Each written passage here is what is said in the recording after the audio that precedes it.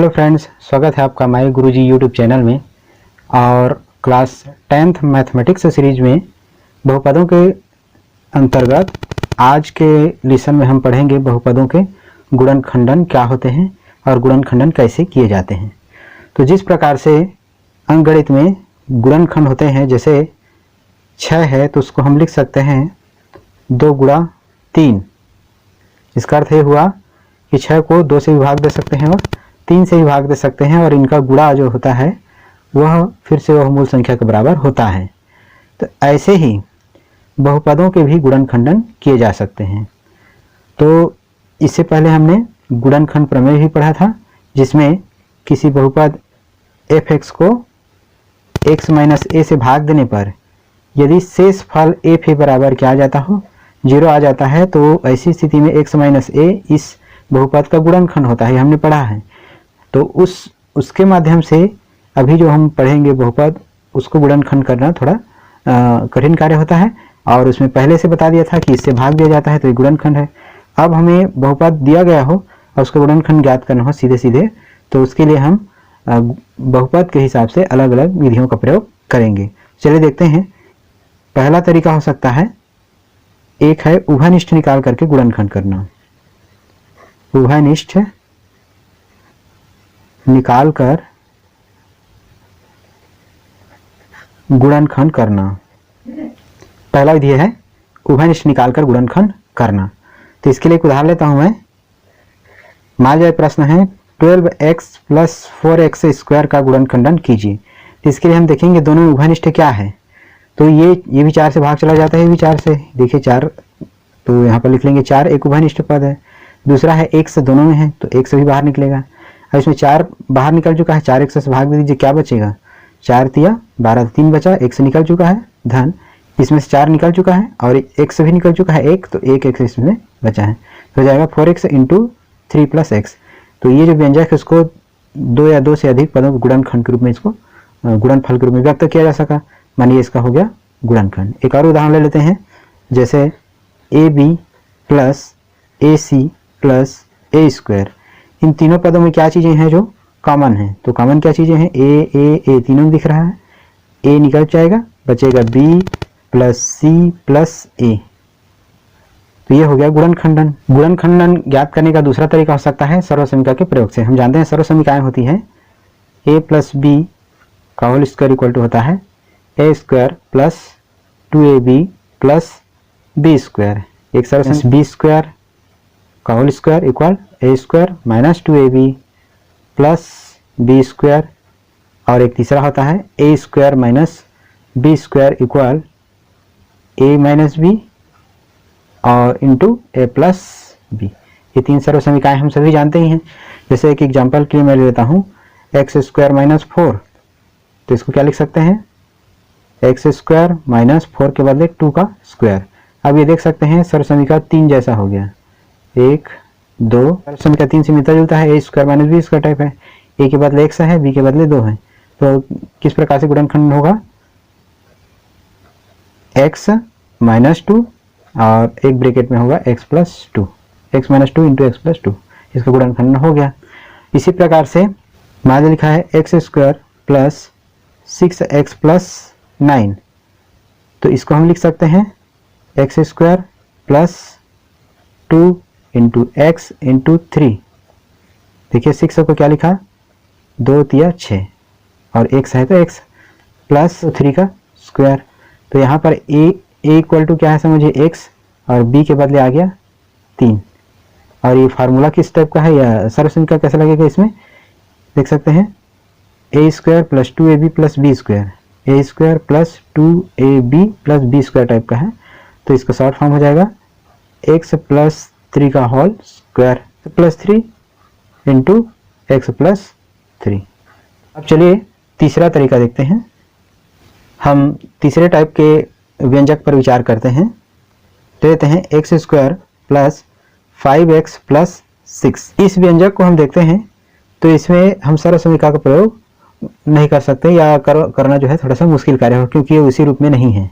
यहाँ 6 है तो यहाँ पर यदि 36 वगैरह होता, किसी का स्क्वायर वाला पूर्ण वर्ग वाला संख्या होता, तो इसको बनाना आसान होता। तो ऐसे पदों को, मध्य पद को तोड़ देते हैं और फिर गुणनखंड करते हैं। देखिए किस प्रकार से तोड़ते हैं। हम इसको लिख सकते हैं एक्स स्क्वायर प्लस 5 लिखा है, उसको लिख सकते हैं 2 प्लस 3 एक्स, 2 प्लस 3 5 के बदले हो गया into x plus 6 equal to x square plus 2x plus गुणा करेंगे तो 3x, ये ब्रैकेट निकाल गया। ब्रैकेट निकालते समय क्या करना है, गुणा करना पड़ता है, प्लस 6। अब इन दोनों में कॉमन क्या है, देख सकते हैं, दो पद ले लेते हैं इस प्रकार से। इन दोनों में कॉमन क्या है, तो x कॉमन है, दूसरे में 3 कॉमन है, तो 3 इसमें कॉमन ले लेते हैं 3 को, तो x प्लस 3 दूनी 6 होता है, तो यहाँ पर बचेगा 2। फिर अब देखिए x प्लस 2 दोनों भाग में उभयनिष्ठ है या कॉमन है, तो x प्लस 2 कॉमन ले लिया, तो बचा x plus 3। X square plus 5x plus 6 दो बहुपदों के गुणनफल के रूप में व्यक्त हो गया, मतलब इसका गुणनखंडन हो गया। बीच में प्लस वगैरह नहीं, देखिए दो अलग अलग ब्रैकेट का गुणा के रूप में है।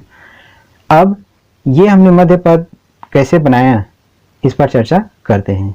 तो मध्य पद बनाने के लिए ये जो समीकरण दिख रहा है वो किस टाइप का है, तो इसका रूप जो है,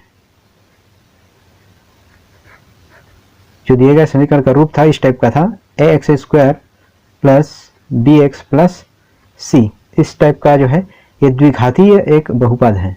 तो ऐसी स्थिति में जब हमको गुणनखंडन करना होता है तो ए बी और सी पहले प्राप्त करते हैं। ए कहाँ से मिलेगा, एक्स स्क्वायर का गुणांक, जैसे इसमें एक्स स्क्वायर का गुणांक क्या था, 1, ए के स्थान पर इस प्रश्न में 1 था, बी के स्थान पर क्या है 5 और सी के स्थान पर 6, इसे तुलना करना पड़ता है। फिर तुलना करने के बाद ए और सी का गुणा कर लेंगे, ए और सी का गुणा 1 गुणा 6, 1 गुणा 6 मतलब 6, और बी में क्या है, बी बराबर 5 है। तो अब हम क्या करेंगे, जब इसको मध्य पद तोड़ते हैं तो उस समय तोड़ेंगे कि गुणा करें तो ए और सी के गुणा बराबर आना चाहिए, मतलब एक्स स्क्वायर के गुणांक और अंतिम पद के गुणा बराबर आना चाहिए। जैसे 1 छक्का 6 मतलब 6 आना चाहिए, और योग करें तो क्या होना चाहिए 5। तो जैसे इसीलिए हमने क्या लिया 2 धन 3, 5 को क्या बदल दिया 2 धन 3, मध्य पद को 2 भाग में तोड़ दिया, गुणनखंड आसानी से कर लिया। चलिए एक और उदाहरण पर चर्चा करते हैं। उदाहरण पर चर्चा करते हैं तो यहाँ पर जो बहुपद है उसको पहले लिख लेता हूँ मैं, x square plus 3x plus 2, ये हमारा दिया गया बहुपद है, द्विघाती बहुपद है।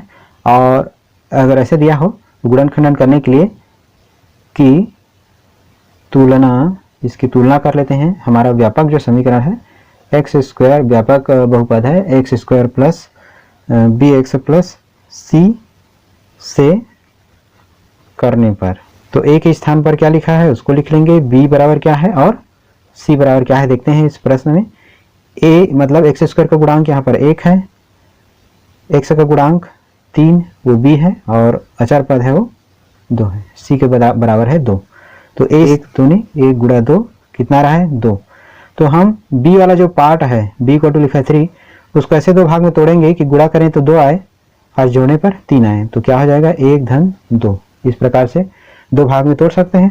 अब इस प्रश्न को हम इस प्रकार से लिख सकते हैं, एक्स स्क्वायर 2 इक्वल टू लिख सकते हैं एक्स स्क्वायर प्लस 3 के बदले 1 धन 2, 1 प्लस 2 ये 3 होगा, जोड़ने पर 3 के बदले हमने लिख दिया x प्लस, और यहाँ पर 2 लिख दें या फिर 1 इंटू 2 लिख देते हैं तो भी 2 एकम 2। अब यहाँ पर एक्स स्क्वायर प्लस x का गुणा होगा तो 1 से x हो जाएगा, 2 से गुणा होगा तो 2x हो जाएगा, धन तो 1 गुणा 2 ही रहने देते हैं या 2 रहने देते हैं तो भी ठीक है। अब इन दोनों में कॉमन क्या है, तो वो कॉमन चीज़ है x, तो बचेगा इसमें x, और इसमें x पूरा निकल गया तो धन 1, इसमें 2 कॉमन निकलेगा, 2 निकाल दिया तो बचेगा x धन 1, x धन 1 ये। अब x धन 1, x धन 1 दोनों भाग में उभयनिष्ठ है, तो x प्लस 1 और बचेगा, तो ये हो गया मध्य पद को 2 भाग में कैसे तोड़ते हैं और कैसे गुणनखंड करते हैं। चलिए आपको आसानी हो इसके लिए एक और उदाहरण लेते हैं और इस पर चर्चा करते हैं। इस उदाहरण में देखते हैं एक बहुपद है 6x square minus 5x minus 6 का गुणनखंडन कीजिए। तो मैंने कुछ बातें पहले से लिख ली हैं। बहुपद 6x स्क्वायर माइनस 5x की तुलना क्या करेंगे हम, हमारा जो व्यापक द्विघाती बहुपद उससे करते हैं ax square plus B X plus C से करने पर। इससे पहले वाले प्रश्न में हमने बताया था जैसे कि, तो a इक्वल टू मिल जाता है हमको 6, b इक्वल टू -5 और c इक्वल टू -6। तो अब निकालना पड़ता है हमको ac। तो ac क्या होगा 6 इंटू -6, 6 इंटू -6 हो जाता है -36। तो b को अब हमको ऐसे दो भाग में तोड़ना है, b इक्वल टू है -5, इसको ऐसे दो भाग में तोड़ना है कि गुणनफल -36 हो लेकिन जोड़ने पर -5 आता हो। तो -36 के गुणनखंड क्या क्या हो सकते हैं, तो एक तो हो सकता है 1 गुणा 36, तो क्या आता है 36, 2 गुणा 18, 36, 4 निया 36, और आगे फिर ये रिपीट होगा, फिर आगे 12 गुणा 3, 18 गुणा 2, ऐसे क्रम से रिपीट होगा। तो इतना ही प्रमुख गुणनखंड है। तो इसमें हम देखेंगे इनके बीच का अंतर तो 35 का अंतराल है, 18 और 2 के बीच का 16 का अंतर है, 12 में से 3 कम करेंगे 9 का अंतर है, 9 और 4 का अंतर 5, इसका अंतराल जो है 5 के बराबर है।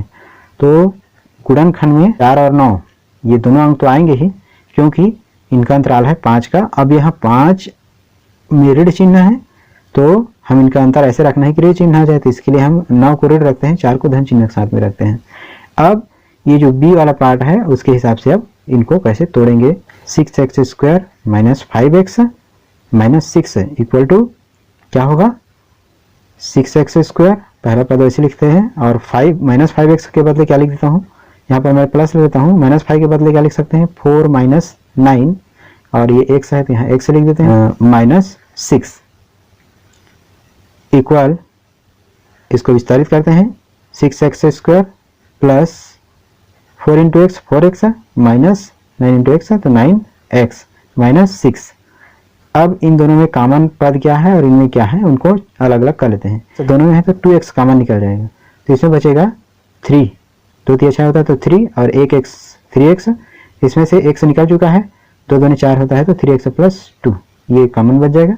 इसमें से क्या कॉमन निकलेगा, तो माइनस तो कॉमन निकलेगा, माइनस निकाल दिया मैंने। अब 3 से भाग जाता है तो 3 यहाँ पर कॉमन ग्रुप में निकलेगा, बचेगा इसमें 3 3 होता है तो 3x प्लस 2।